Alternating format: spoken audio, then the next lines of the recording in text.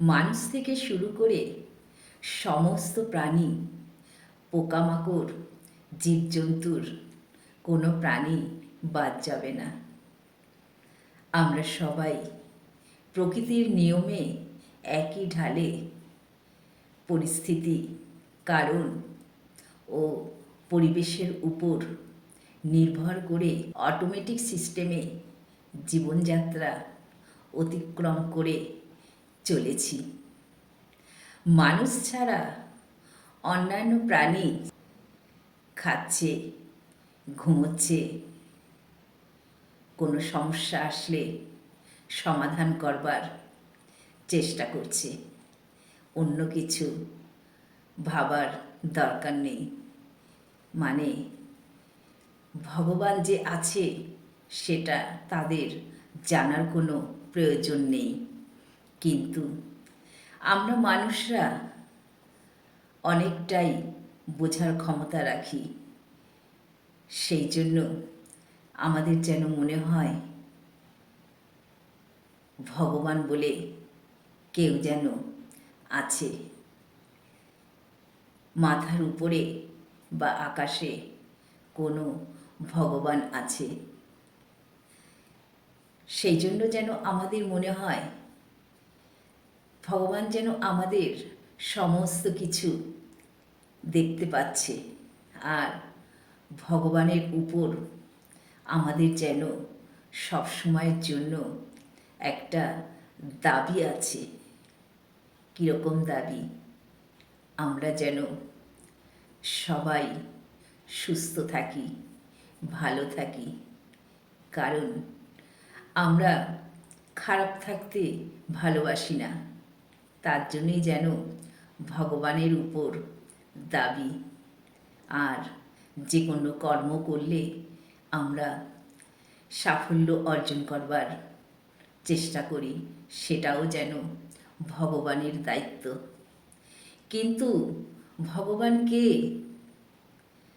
সেটা যদি জানতে পারি, তখন কিন্তু আমাদের কোনো দাবি থাকবে না।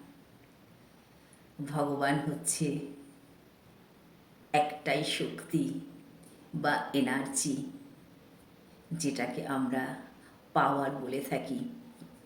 আর এই একটাই শক্তি বা পাওয়ারকে আমরা নাম রেখেছি। কি নাম? ভগবান। যেমন মানুষ থেকে শুরু করে সমস্ত প্রাণীর নাম আছে, এই এনার্জি বা শক্তির নাম রেখেছি ভগবান। কিন্তু এই এনার্জি বা শক্তি আমাদের সবার মনের ভেতরে প্রতিষ্ঠিত হয়ে আছে। তাহলে এই এনার্জি বা শক্তিকে আমরা সঙ্গে নিয়েই পথ চলি, সমস্ত জীবনযাত্রাটা অতিক্রম করি। তাহলে আমরা যখন কোনো নেগেটিভ কর্ম, যে কোনো নেগেটিভ কর্ম করে থাকি, যে কোনো নেগেটিভ কর্মের মধ্যে রেপ, চুরি, ডাকাতি, মার্ডার, এ সমস্ত যখন করি, তখন আমাদের ভাবতে ভালো লাগে না যে ভগবান আমাদের এই সমস্ত নেগেটিভ কর্ম করতে সাথ দিয়েছে। কিন্তু আমরা যখন এটা ভাববো যে আমাদের মনের ভেতরে যে এনার্জি বা শক্তি আছে সেটাই সাথ দিয়েছে, তখন কিন্তু আমরা কোনো অসুবিধা মনে করব না। তখন যেন মনে হবে ঠিকই আছে। তাহলে আবার আমরা যখন কোনো পজিটিভ কর্ম করব, যেমন নানা রকম শিক্ষায় শিক্ষিত হব বা ভগবানকে জানার পথ অনুসরণ করব, তখন কিন্তু ভাবতে ভালো লাগবে যে ভগবান আমাদেরকে সাথ দিয়েছে। তার জন্যই এইসব কর্ম করতে পেরেছি। ভগবান কে? ভগবান শুধুমাত্র একটা এনার্জি বা শক্তি। তা এই একটা এনার্জি বা শক্তির উপর কি আমাদের দাবি থাকতে পারে? না। এই এনার্জি বা শক্তিকে আমরা যেভাবে কাজে লাগাবো সেইভাবেই কাজে লাগবে।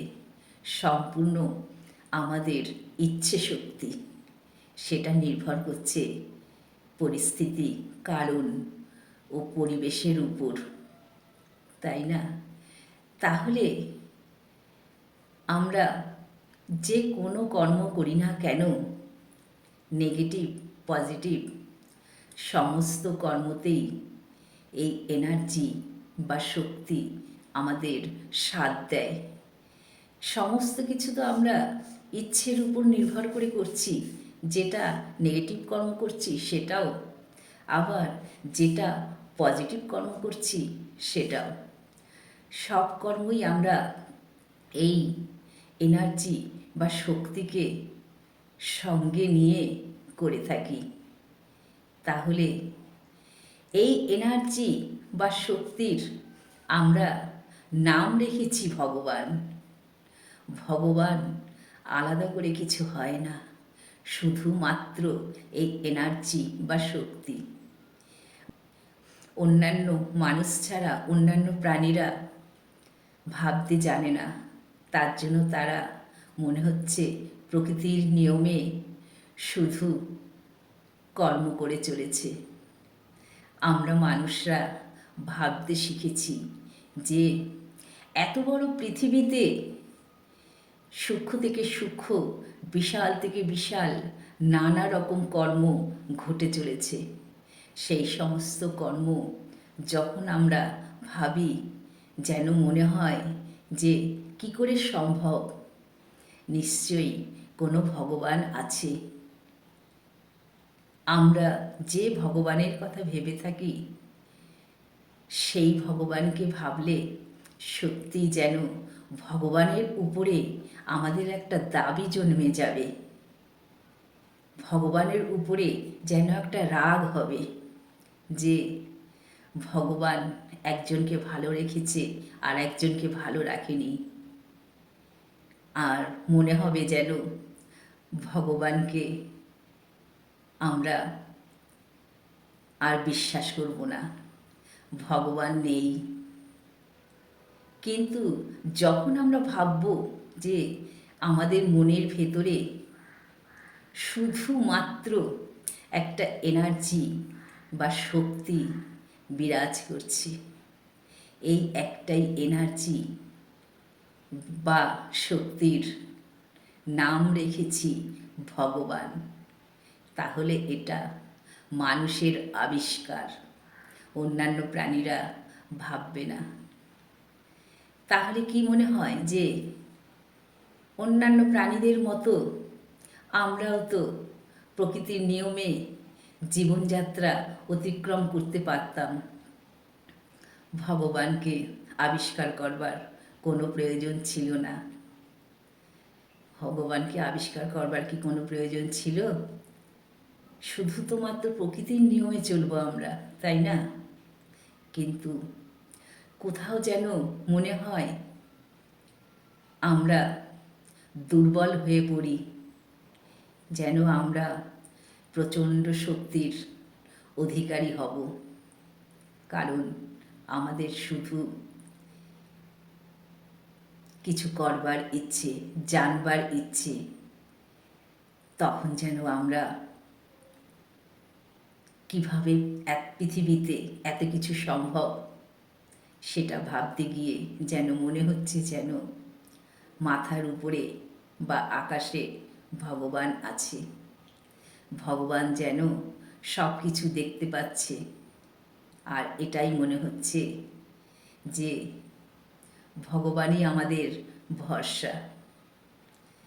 কিন্তু যখন এটা ভাববো যে আমাদের মনের ভেতরে যে এনার্জি বা শক্তি আছে, সেই শক্তিকে আমরা সব সময়ের জন্য জাগ্রত করে রাখব।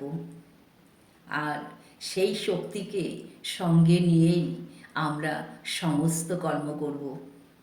আর এই এনার্জি বা শক্তি আমাদের মনের মধ্যে প্রতিষ্ঠিত হয়ে আছে শুধুমাত্র পজিটিভ কর্ম করার জন্য নয়, যে কর্ম করবে সেটাই করতে পারবে, তাতেই এই এনার্জি বা শক্তি সাথ দেবে।